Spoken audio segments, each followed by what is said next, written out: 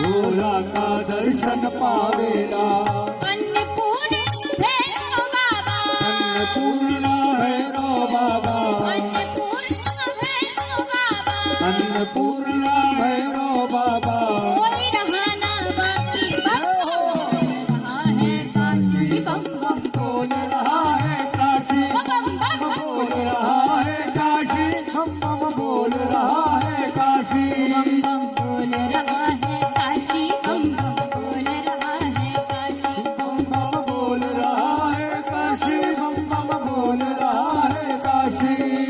शिव शंकर की प्यारी नगरी, शिव शंकर की प्यारी नगरी, शिव शंकर की प्यारी नगरी, शिव शंकर की प्यारी नगरी। दुनिया इन कर दासी बोल रहा है काशी बम बम बोल रहा है काशी, बम बम बोल रहा है काशी, बम बम बोल रहा है काशी।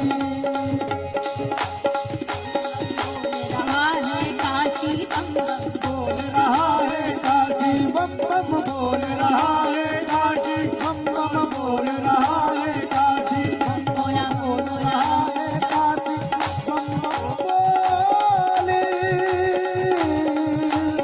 रहा है काशी।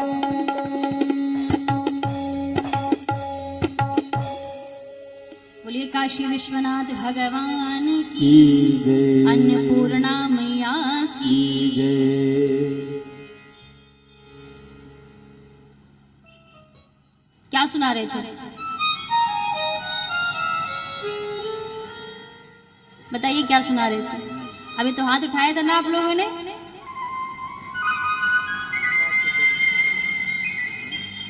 एक जगह हम कथा कर रहे थे तो हमने वहां दूसरे दिन पूछा कि कल कथा कहाँ खत्म हुई थी। कल कथा कहाँ से विश्राम हुई थी, कल कथा कहाँ खत्म हुई? तो सभी एक दूसरे से पूछने लगे भैया। तो उनमें से एक खड़ा हुआ तो हमको लगा भैया इसको पता होगा, तो हमने कहा बताइए भैया कि कल कथा कहाँ चल रही थी? तो बोले पांडाल के नीचे। ऐसे महान श्रोता, ऐसे श्रोता आ जाए महाराज एक दो तो फिर वक्ता का तो कल्याण ही है।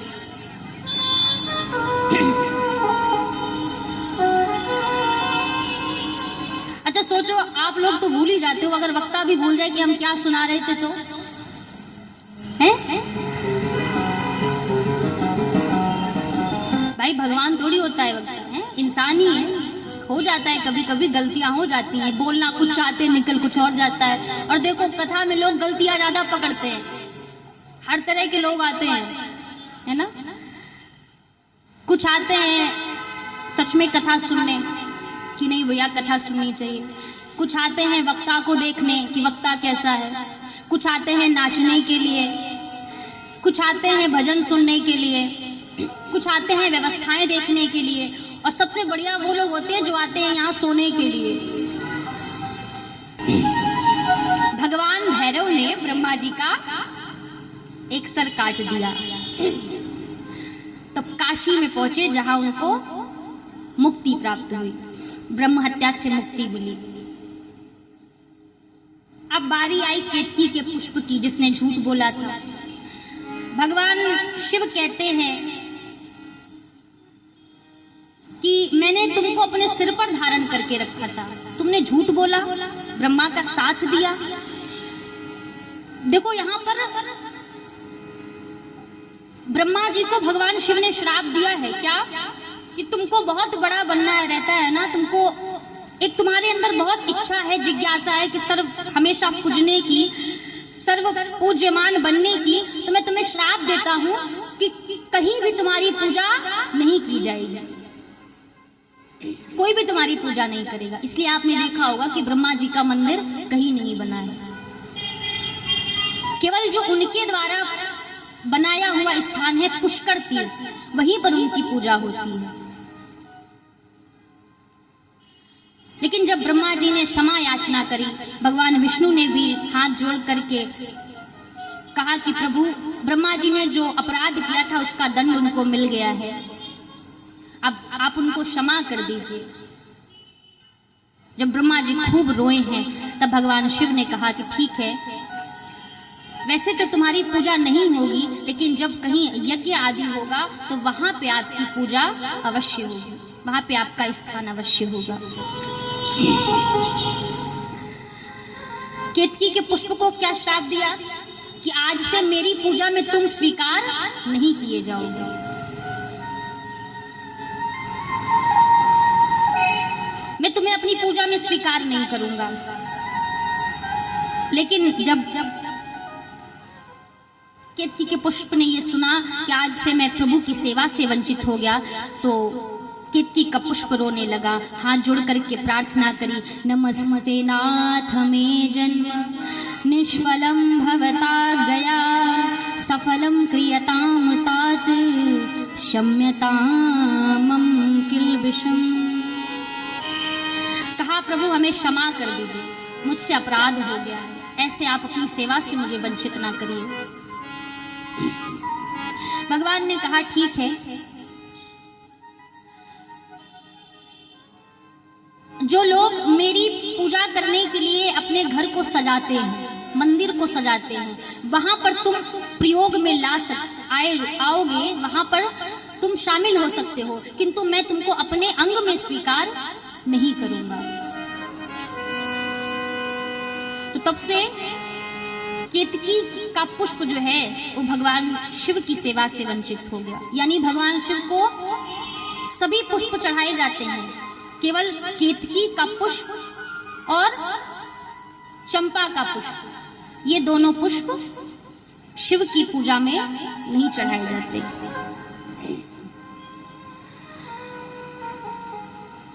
इसके उपरांत ब्रह्मा और विष्णु दोनों शिव के दाएं और बाएं स्थान पर विराजमान हो गए और दोनों ने भगवान शिव की पूजा करी है। उनको बढ़िया सुंदर सा आसन दिया, श्रेष्ठ आसन दिया, उनको विराजमान कराया और भगवान शिव की बहुत सुंदर पूजा करी है। भगवान शिव उनकी पूजा से प्रसन्न हुए और भगवान शिव ने कहा कि आज का दिन मुझे अत्यंत प्रिय है, आप दोनों ने मिलकर मेरी बहुत अच्छे से पूजा करी है, मैं आपकी पूजा से प्रसन्न हुआ हूँ, इसलिए ये दिन बहुत ही पवित्र माना जाएगा और मुझे अत्यंत प्रिय होगा। दिन में ततः पुण्यम भविष्यति महत्तरम शिवरात्रि रीति ख्याता तिथेरेषां नमः प्रिया। आज का ये दिन शिवरात्रि के नाम से जाना जाएगा।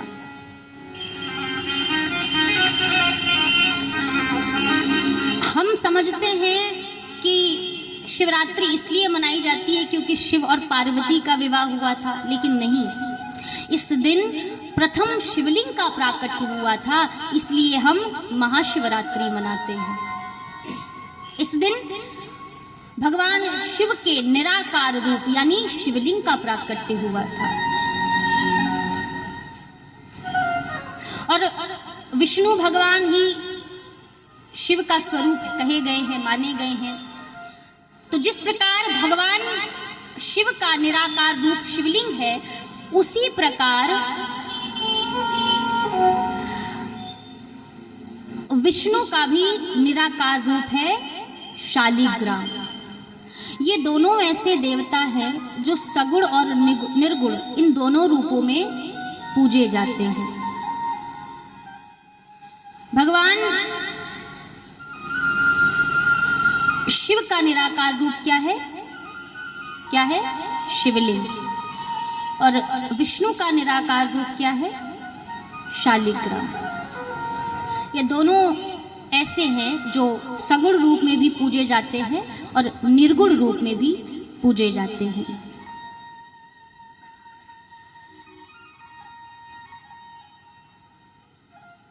सभी के घर में शिवलिंग होना चाहिए और शिवलिंग का नित्य पूजन करना चाहिए। दो प्रकार के शिवलिंग बताए गए हैं, दो प्रकार कि शिवलिंग की प्रतिष्ठा आप कर सकते हैं। चल प्रतिष्ठित शिवलिंग है और अचल प्रतिष्ठित शिवलिंग है। जो चल प्रतिष्ठित शिवलिंग होता है उसको आप कहीं भी ले जा सकते हैं, कहीं भी उठा के इधर से उधर रख सकते हैं। लेकिन जो अचल प्रतिष्ठा होती है वो शिवलिंग स्थूल हो जाता है, उसको आप उठा के इधर उधर नहीं रख सकते। जो चल प्रतिष्ठा यदि आप शिवलिंग की कर रहे हैं तो 1 अंगुल के बराबर का शिवलिंग हो। कितना? 1 अंगुल के बराबर। और अगर अचल प्रतिष्ठा कर रहे हैं तो 12 अंगुल के बराबर शिवलिंग हो। अगर इससे कम होगा तो फिर वो थोड़ा कम फलदायी होता है। इसलिए अगर अचल प्रतिष्ठा करनी है शिवलिंग की तो 12 अंगुल का शिवलिंग होना चाहिए। सभी के घर में शिवलिंग हो 1 अंगुल के बराबर। बहुत बड़ा शिवलिंग घर पे नहीं रखना चाहिए। घर में नंदी होने चाहिए, क्योंकि नंदी रहेंगे तो आपके जीवन में धर्म आएगा, क्योंकि नंदी धर्म का प्रतीक है। छोटे से गणेश जी की प्रतिमा रखिए, क्योंकि गणेश बुद्धि के देवता माने गए हैं। जब आप गणपति का पूजन करते हैं तो आपको सद्बुद्धि की प्राप्ति होती है। माँ पार्वती की प्रतिमा रखिए। माँ पार्वती के आने से जीवन में जो समस्त मनोकामनाएं हैं वो पूर्ण होती हैं, क्योंकि माँ समस्त मनोकामनाओं को पूर्ण करती हैं। तो शिव पंचायतन को आप अपने घर में भी रख सकते हैं। राजोपचार से शिवलिंग का पूजन करना चाहिए, क्योंकि भगवान शिव कहते हैं कि जहां मेरी प्रतिमा है वहां पर शिवलिंग अवश्य होना चाहिए। यदि शिवलिंग नहीं है, केवल शिव प्रतिमा है, तो फिर मैं पूर्ण नहीं होता हूं। शिवलिंग स्वयं में पूर्ण है। शिवलिंग को किसी विग्रह की आवश्यकता नहीं है। शिवलिंग स्वयं में पूर्ण माना जाता है। इसलिए अगर आपके घर में शिव प्रतिमा है तो शिवलिंग भी अवश्य होना चाहिए। शिवलिंग को किसी विग्रह की आवश्यकता नहीं है, वो स्वयं में पूर्ण माना जाता है। राजोपचार से शिवलिंग का पूजन करना चाहिए। और अगर आप राजोपचार से नहीं कर सकते हैं तो महाराज आपके पास जो भी सामग्रियां हो उनसे आप शिव का पूजन करिए, क्योंकि हमारे बाबा भोलेनाथ तो बहुत साधारण से देव हैं। उनको बहुत ज्यादा टिटरम पसंद नहीं है। और जो देवता है उनके लिए तो बहुत सी विधियां बताई गई हैं, है ना, कि ये चढ़ाइए, ये चढ़ाइए, ये चढ़ाइए।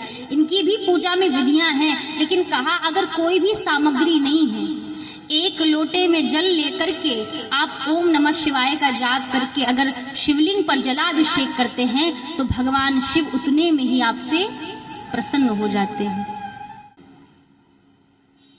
सभी के घर में शिवलिंग हो 1 अंगुल के बराबर। बहुत बड़ा शिवलिंग घर पे नहीं रखना चाहिए। घर में नंदी होने चाहिए, क्योंकि नंदी रहेंगे तो आपके जीवन में धर्म आएगा, क्योंकि नंदी धर्म का प्रतीक है। छोटे से गणेश जी की प्रतिमा रखिए, क्योंकि गणेश बुद्धि के देवता माने गए हैं। जब आप गणपति का पूजन करते हैं तो आपको सद्बुद्धि की प्राप्ति होती है। माँ पार्वती की प्रतिमा रखिए। माँ पार्वती के आने से जीवन में जो समस्त मनोकामनाएं हैं वो पूर्ण होती हैं, क्योंकि माँ समस्त मनोकामनाओं को पूर्ण करती हैं। तो शिव पंचायतन को आप अपने घर में भी रख सकते हैं। राजोपचार से शिवलिंग का पूजन करना चाहिए, क्योंकि भगवान शिव कहते हैं कि जहां मेरी प्रतिमा है वहां पर शिवलिंग अवश्य होना चाहिए। यदि शिवलिंग नहीं है, केवल शिव प्रतिमा है, तो फिर मैं पूर्ण नहीं होता हूं। शिवलिंग स्वयं में पूर्ण है। शिवलिंग को किसी विग्रह की आवश्यकता नहीं है। शिवलिंग स्वयं में पूर्ण माना जाता है। इसलिए अगर आपके घर में शिव प्रतिमा है तो शिवलिंग भी अवश्य होना चाहिए। शिवलिंग को किसी विग्रह की आवश्यकता नहीं है, वो स्वयं में पूर्ण माना जाता है। राजोपचार से शिवलिंग का पूजन करना चाहिए।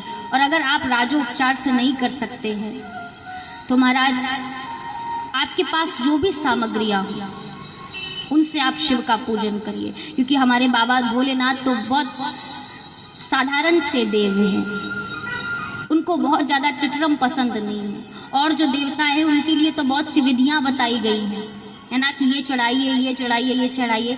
इनकी भी पूजा में विधियाँ हैं, लेकिन कहा अगर कोई भी सामग्री नहीं है, एक लोटे में जल लेकर के आप ओम नमः शिवाय का जाप करके अगर शिवलिंग पर जलाभिषेक करते हैं तो भगवान शिव उतने में ही आपसे प्रसन्न हो जाते हैं।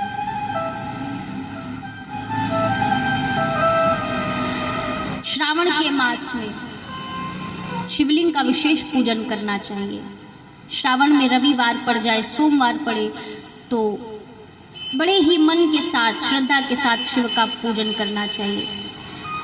मार्गशीर्ष में आद्रा नक्षत्र पड़ जाए, उस समय शिवलिंग का पूजन करना चाहिए, क्योंकि प्रथम शिवलिंग उसी समय प्रकट हुआ था, मार्गशीर्ष आद्रा नक्षत्र में। और कहाँ पे पहला शिवलिंग प्रकट हुआ?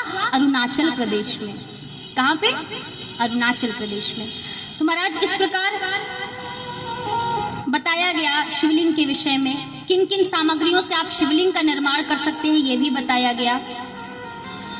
मिट्टी का शिवलिंग बनाया जा सकता है, गाय के गोबर से शिवलिंग का निर्माण करके उसका पूजन किया जा सकता है, मक्खन का शिवलिंग बनाया जा सकता है, पुष्प का शिवलिंग बनाया जा सकता है, गुड़ का शिवलिंग बनाया जा सकता है, भस्म का शिवलिंग बनाया जा सकता है, फल का शिवलिंग बना करके उसका पूजन करा जा सकता है, अन्न का शिवलिंग बना करके उसका पूजन करा जा सकता है।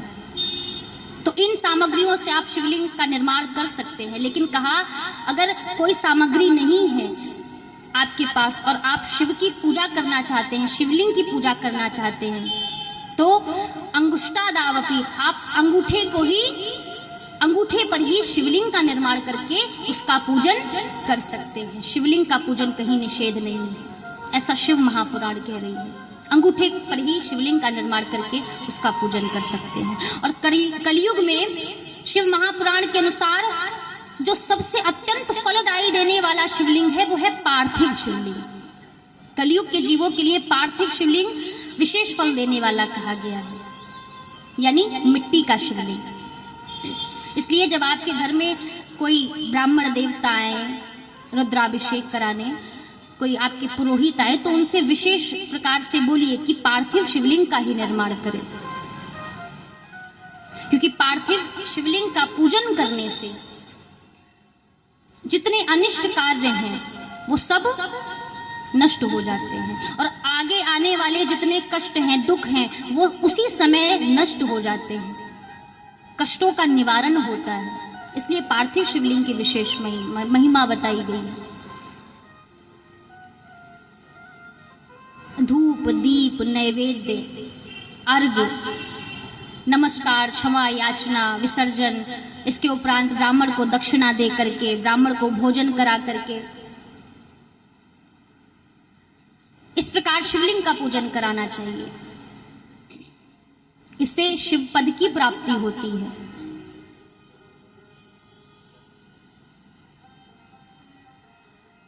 तो इस प्रकार हम कथा श्रवण कर रहे हैं।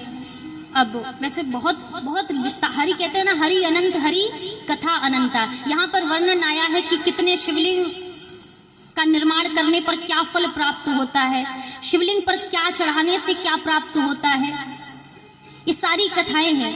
कल हम इन सब कथाओं का वर्णन श्रवण पान करेंगे और कल भगवान शिव का विवाह उत्सव हम यहाँ पर मनाएंगे। तो आप सभी से निवेदन है कि आप सभी भारी से भारी संख्या में आना। अभी हम एक छोटा सा भजन, फिर उसके उपरांत आरती।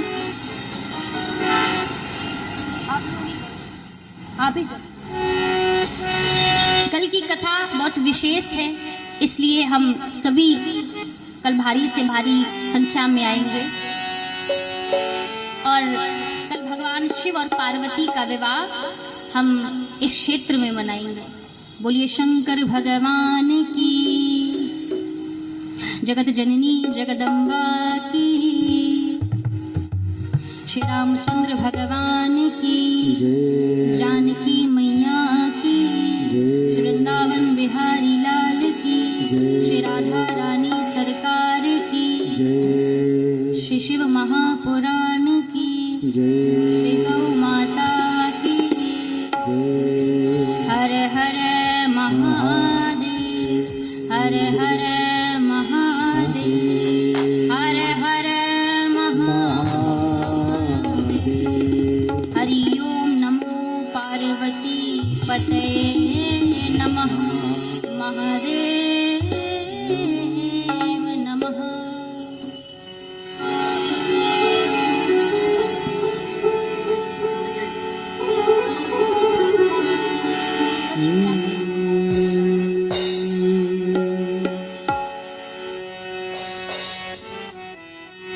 मेरा दिल तो दीवाना हो गया डमरू वाले तेरा, मेरा दिल तो दीवाना हो गया डमरू वाले तेरा, मेरा दिल तो दीवाना हो गया डमरू वाले तेरा, डमरू वाले तेरा, डमरू वाले तेरे तेरा रे मेरा दिल तो, मेरा दिल तो, मेरा दिल तो दीवाना हो गया मुरली वाले तेरा, मेरा दिल तो दीवाना हो गया डमरू वाले तेरा। जय हो।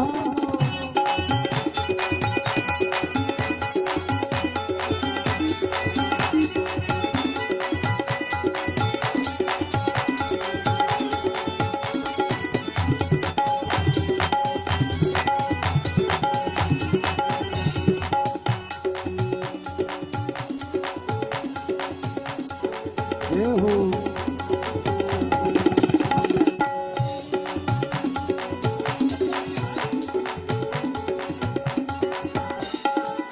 प्राणों के प्यारे कहाँ छुप गए हो, प्राणों के प्यारे कहाँ छुप गए हो, नैनों के तारे कहाँ छुप गए हो, प्राणों के प्यारे कहाँ छुप गए हो, नैनों के तारे कहाँ छुप गए हो, नैनों के तारे कहाँ छुप गए हो।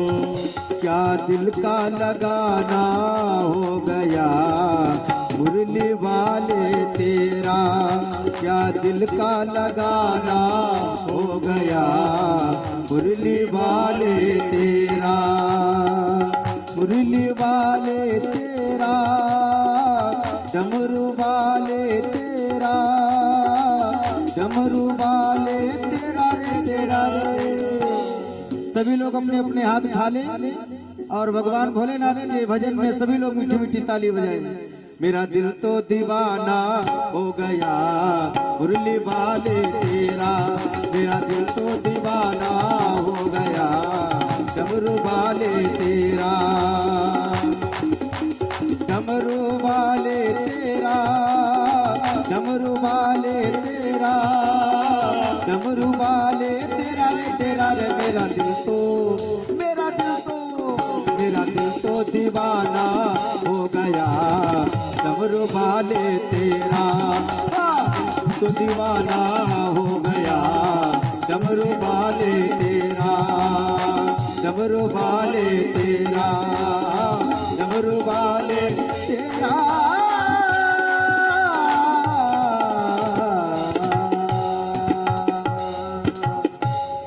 बोलिए शंकर भगवान की जय।